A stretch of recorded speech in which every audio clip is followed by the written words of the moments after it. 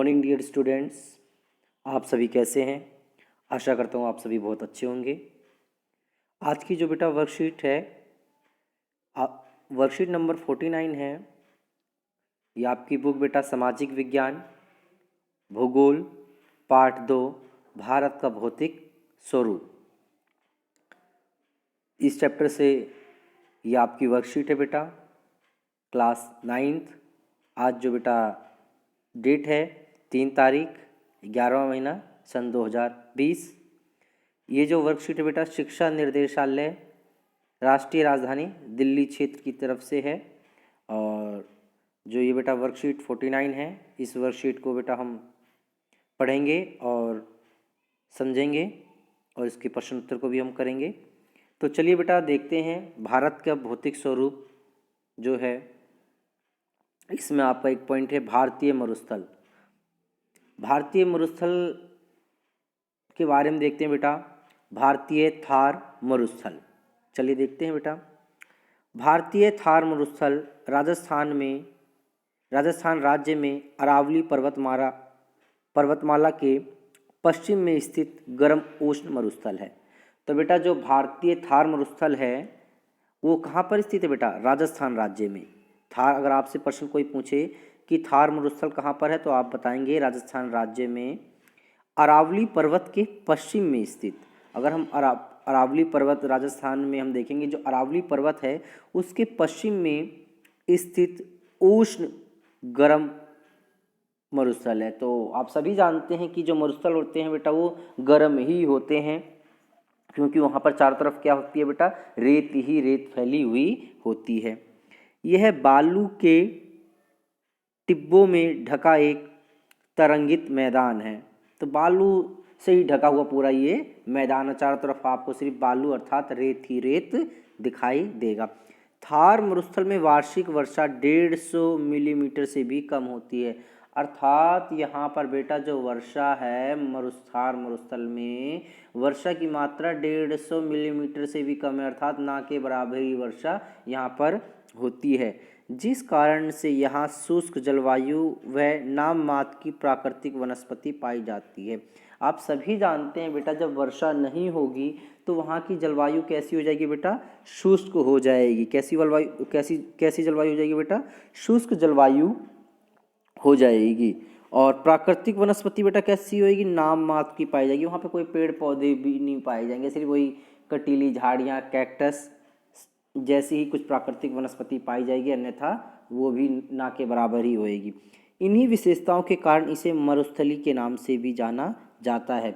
यह विश्व का सर्वाधिक जनसंख्या घनत्व वाला मरुस्थल है। अब बेटा यहाँ पे लिखा है ना, विश्व का सर्वाधिक जनसंख्या घनत्व वाला मरुस्थल है। अगर हम बेटा वर्ल्ड की बात करें, वर्ल्ड में संसार में बेटा और भी मरुस्थल हैं, लेकिन अगर हम बात करें कि सबसे ज़्यादा अगर मरुस्थल में जनसंख्या पाई जाती है तो वो भारत के थार मरुस्थल में ही जनसंख्या घनत्व क्या है, वर्ल्ड में सबसे ज़्यादा है। अर्थात और वर्ल्ड के और भी जो मरुस्थल हैं वहाँ पे जनसंख्या घनत्व भारत के थार मरुस्थल से कम है।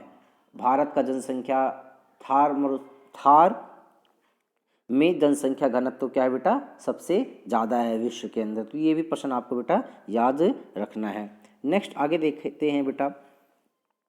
ऐसा माना जाता है कि मेसोजाइक कल्प में यह क्षेत्र समुद्र के अंदर स्थित था। तो बेटा ऐसा भी माना जाता है जो ये थार मरुस्थल है भारत का, कि ये मेसोजाइक जो काल था, मेसोजाइक काल में मतलब करोड़ों वर्ष पहले जो ये मरुस्थल है ये क्या था बेटा, ये समुद्र के अंदर स्थित था। ये जो मरुस्थल है बेटा ये अर्थात निचला भाग था समुद्र का, निचला भाग था समुद्र का।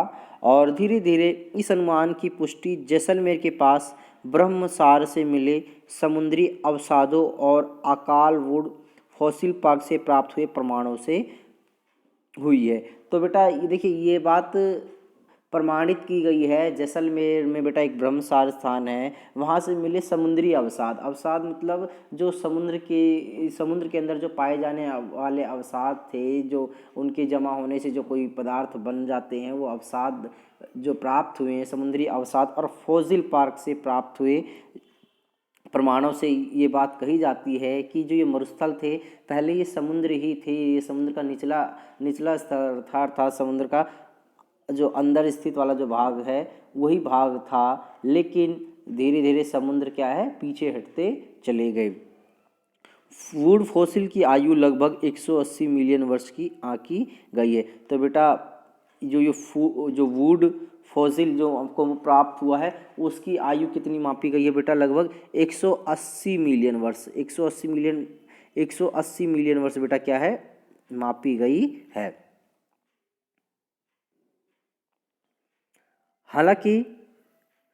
हालांकि मरुस्थल की चट्टानी संरचना भारत के प्रायद्वीपीय पठार का ही विस्तार है, फिर भी शुष्क परिस्थितियों व वायु की क्रियाओं व भौतिक अपरदन के कारण इसकी धरातलीय विशेषताएं भारतीय प्रायद्वीपीय पठार से भिन्न हो गई हैं। अब बेटा यहाँ पर जो एक बात और भी आएगी बात, मशरूम रॉक, बालुका टिब्बे, बरकान, ज़्यूगेन आदि प्रमुख मरुस्थलीय भू आकृतियाँ हैं।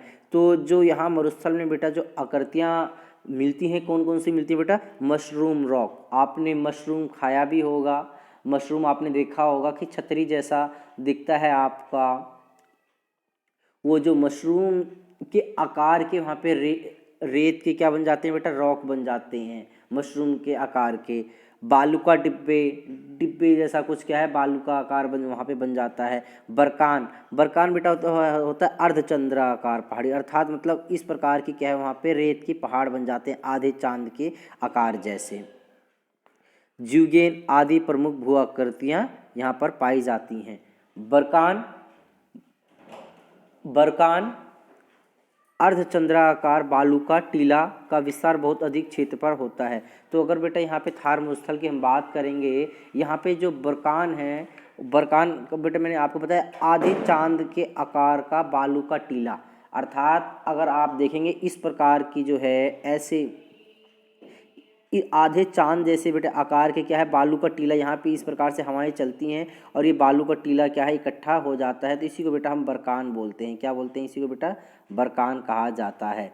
तो यहाँ पर काफ़ी ज़्यादा मात्रा में इस क्षेत्र में प्राप्त होता है, लेकिन लंबवत टीले भारत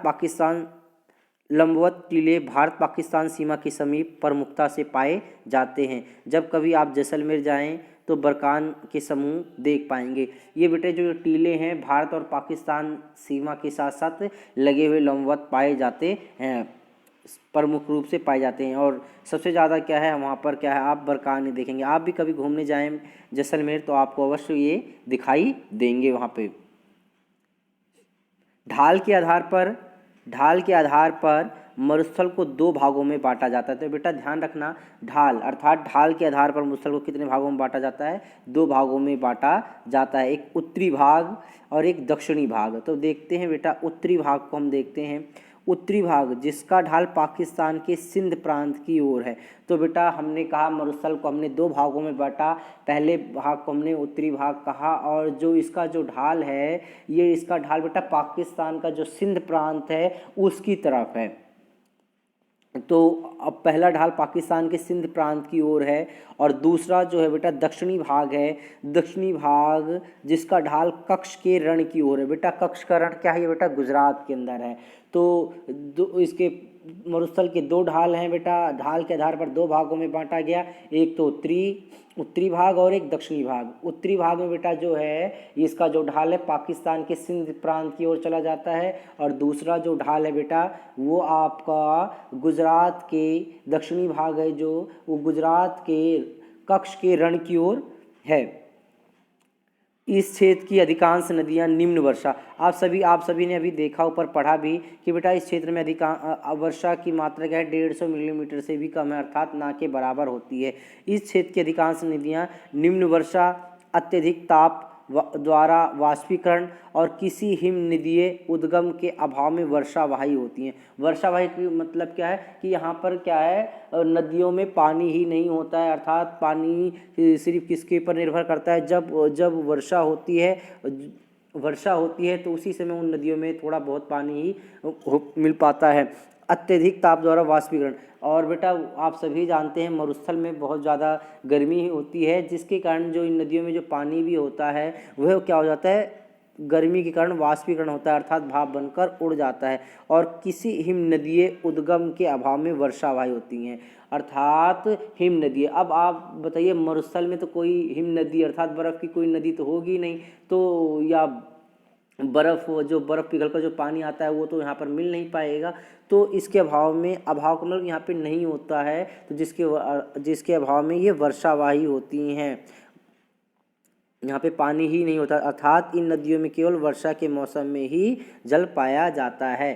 तो भाई वहाँ पर ना हिम नदी कोई नहीं है, और सिर्फ वर्षा का ही जो जल है उसी दौरान इन नदियों में पानी आता है। और वह भी क्या होता है, बहुत गर्मी के पड़ने के कारण वो भी वाष्पीकरण हो जाता है, अर्थात भाप बनकर वो भी उड़ जाते हैं। यहाँ की अधिकांश नदियाँ अंतः प्रवाह अपवाह प्रणाली का उदाहरण है। अंतः अपवाह प्रणाली का क्या है बेटा, यहाँ की अधिकांश नदियाँ अंतः प्रवाह अपवाह प्रणाली का उदाहरण है, क्योंकि यहाँ की अधिकांश नदियाँ थोड़ी दूर तक प्रभावित होने के बाद किसी झील या पलाया में मिल जाती हैं। बेटा यहाँ की नदियाँ आप सभी जानते हो वहाँ पे रेती रेत है, और उसके बाद क्या है वो थोड़ी दूर तक सफ़र नदियाँ तय करती हैं, और उसके बाद वो क्या है किसी झील या पलाया में मिल जाती हैं, अर्थात वो जाकर क्या है रेगिस्तान में क्या है विलीन हो जाती हैं, वो समुद्र तक पहुँच भी नहीं पाती हैं, उसी रेगिस्तान में कहीं जाकर वो समाप्त हो जाती हैं।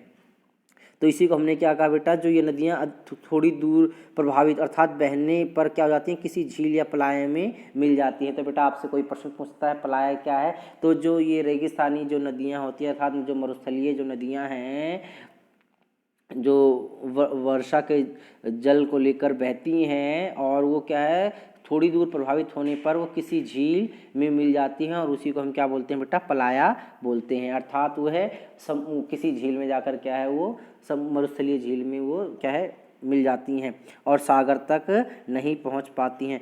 पलाया मरुस्थलीय भाग में स्थित लवणीय झीलें होती हैं, अर्थात खारे पानी की झीलें होती हैं। और ये पलाया अगर आपसे कोई प्रश्न पूछे कि वर्षा जो मरुस्थलीय नदियां हैं, जो वर्षा वाली जो नदियां हैं मरुस्थलीय, वो कहाँ पर जाकर मिल जाती हैं, तो आप लिखेंगे मरुस्थल में जो लवणीय झीलें अर्थात जो खारे पानी की झीलें हैं वहाँ पर जाकर क्या है वो मिल जाती हैं, जिनसे नमक प्राप्त किया जाता है। तो बेटा आपसे पूछे लवणीय झीलें कैसी होती हैं, खारे पानी की झीलें होती हैं।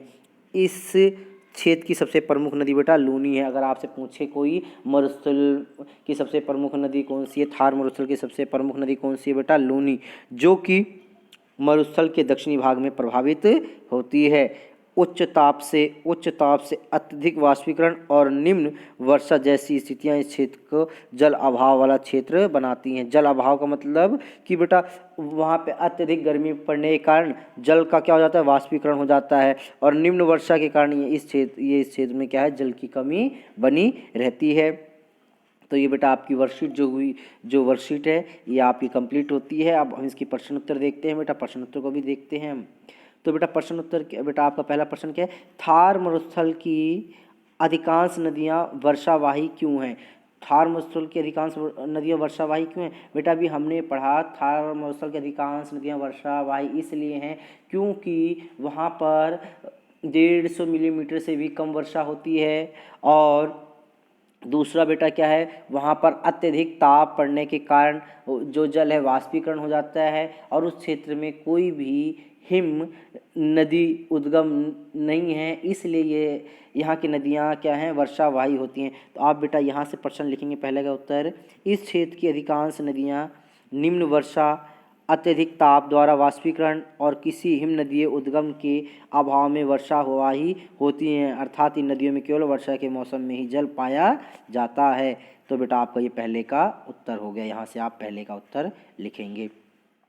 प्रश्न नंबर बेटा 2 है, प्रश्न नंबर 2, पलाया से आप क्या समझते हैं। अभी हमने पढ़ा कि जो पलाया से बेटा क्या मतलब है, झील, खारे पानी की जो झीलें हैं, और जो थार मरुस्थल में जो नदियां हैं वर्षा का जो जल लेकर कुछ दूरी तक प्रवाहित होती हैं, और उसके बाद वो पलाया में मिल जाती हैं। तो चलिए बेटा आप लिखेंगे लिखिए, मरुस्थल की अधिकांश नदियाँ अंतः प्रवाह प्रणाली का उदाहरण हैं, क्योंकि यहाँ की अधिकांश नदियाँ थोड़ी दूर तक प्रभावित होने के बाद किसी झील या पलाया में मिल जाती हैं और सागर तक नहीं पहुँच पाती हैं। पलाया मरुस्थलीय भाग में स्थित लवणीय झीलें हैं जिनसे नमक प्राप्त होता है। तो यहाँ तक आप लिखेंगे बेटा कि जो मरुस्थल की जो अंत्य प्रवाह, जो अधिकांश नदियाँ हैं वो अंत्य प्रवाह हैं। अंत्य प्रवाह का मतलब क्या हुआ बेटा कि वह जो वर्षा का जल लेकर थोड़ी दूरी तय करती हैं, उसके बाद किसी झील अर्थात पलाया में मिल जाती हैं। और ये जो पलाया है खारे पानी की झील है और इसी में मिल जाती हैं, और ये नदियाँ समुद्र तक अर्थात सागर तक नहीं पहुंच पाती हैं। तो आप बेटा प्रश्न नंबर 2 यहाँ से लिखेंगे, प्रश्न नंबर 2 को यहाँ तक लिखेंगे आप। प्रश्न नंबर 2 का उत्तर यहाँ से लेकर आप यहाँ तक लिखेंगे। यहाँ की जगह बेटा आप मरुस्थल जरूर लिखेंगे। प्रश्न नंबर 3 बेटा, विश्व की सर्वाधिक जनसंख्या घनत्व वाले मरुस्थल की 2 जलवायु विशेषताएं बताएं। विश्व के सर्वाधिक वर्षा वाले, आप सभी जानते हैं विश्व का सर्वाधिक वर्षा वाला बेटा क्षेत्र कौन सा है बेटा, आप थार मरुस्थल है और यहाँ पे सबसे ज़्यादा जनसंख्या पाई जाती है। तो इसकी कोई जलवायु विशेषताएं बताएं, कोई 2 विशेषताएं बताएं। आप सभी जानते हैं कि बेटा यहाँ पे वर्षा कम होती है और क्या है, यहाँ पे गर्मी अधिक होती है। तो यहाँ की जलवायु विशेषता पहला बेटा आप लिखेंगे थार मरुस्थल में वार्षिक वर्षा 150 मिलीमीटर से भी कम होती है। पहला पॉइंट हो गया तीसरे का बेटा पहला पॉइंट हो गया आपका। और दूसरा पॉइंट लिखेंगे यहाँ शुष्क जलवायु पाई जाती है और प्राकृतिक नाम मात्र की प्राकृतिक वनस्पति पाई जाती है। तो ये बेटा आप 2 पॉइंट लिख देंगे। यहाँ पे 150 सेंटीमीटर से भी कम वर्षा होती है और यह यहाँ पे शुष्क जलवायु, गर्म जलवायु पाई जाती है और नाम मात्र की प्राकृतिक वनस्पति है। तो ये आप यहाँ पे इसका तीसरे का आप उत्तर लिखेंगे कि विश्व की सर्वाधिक जनसंख्या घनत्व वाले मरुस्थल की 2 जलवायु विशेषताएं क्या हैं कि 150 मिलीमीटर से भी क्या है, कम वर्षा होती है, 150 मिलीमीटर से भी कम वर्षा। और दूसरा क्या है, यहाँ की जलवायु कैसी है बेटा, गर्म शुष्क जलवायु है, गर्म शुष्क जलवायु है। यह आपका तीसरे का उत्तर हो गया बेटा आपका। थार मरुस्थल की भू आकृतियाँ कौन कौन सी हैं बेटा, आपने थार मरुस्थल की भू आकृतियों के बारे में मैंने आपको बताया भी था। तो आप चौथे का आंसर बेटा यहाँ से आप लिखिए। देखिए आप चौथे का आंसर क्या लिखेंगे बेटा, यहाँ से मशरूम रॉक, बालू का टिब्बे, बरकान, ज्यूगेन आदि प्रमुख मरुस्थलीय भू आकृतियाँ हैं। तो ये बेटा आपका चौथे का उत्तर हो गया कि यहाँ पे कौन कौन सी बेटा, मशरूम रॉक हो गया बेटा आपका, बरकान हो गया, ज्यूगेन हो गया और बालू का टिब्बे हो गया। तो ये बेटा आपके चौथे का आंसर हो गया। बेटा 5वां देखते हैं बेटा हम, थार मरुस्थल भारत के किस राज्य में है। बेटा ये तो आप सभी जानते हैं थार मरुस्थल भारत के किस राज्य में है। तो थार मरुस्थल भारत के राजस्थान राज्य में स्थित है। तो कहाँ पे स्थित है, भारत के राजस्थान राज्य में स्थित है। तो ये बेटा आपका 5वें का आंसर हो गया, थार मरुस्थल भारत के राजस्थान राज्य में स्थित है, 5वें का आंसर। बेटा प्रश्न नंबर 6, ढाल के आधार पर थार मरुस्थल को कितने भागों में बांटा जाता है, उनके नाम लिखिए। आप सभी जानते हैं थार मरुस्थल को ढाल के आधार पर मरुस्थल को कितने भागों में बांटा जाता है, 2 भागों में बांटा जाता है। तो आप 5वें का प्रश्न का उत्तर यहाँ, 6ठे का प्रश्न यहाँ से लिखेंगे। ढाल के आधार पर थार मरुस्थल को 2 भागों में बांटा जाता है। उत्तरी भाग जिसका ढाल पाकिस्तान में सिंध प्रांत की ओर है और दक्षिणी भाग जिसका ढाल कच्छ की रण की ओर है। तो ये बेटा आपके प्रश्न उत्तर थे, ये वर्कशीट के प्रश्न उत्तर थे। ये बेटा आपकी कंप्लीट हुए और आज की बेटा वर्कशीट कंप्लीट हो गई। बेटा आपका आज का संदेश है, कोविड से संबंधित जो आपका संदेश है, अपने हाथों को साबुन से समय समय पर धोते रहें और घर से जब भी बाहर निकलें मास्क लगाकर जरूर निकलें, घर पर रहें, स्वस्थ रहें। बेटा आज की वर्कशीट आपकी कंप्लीट हुई। आप सभी इस वर्कशीट को कॉपी में लिखकर ग्रुप पर सभी सेंड करेंगे। धन्यवाद।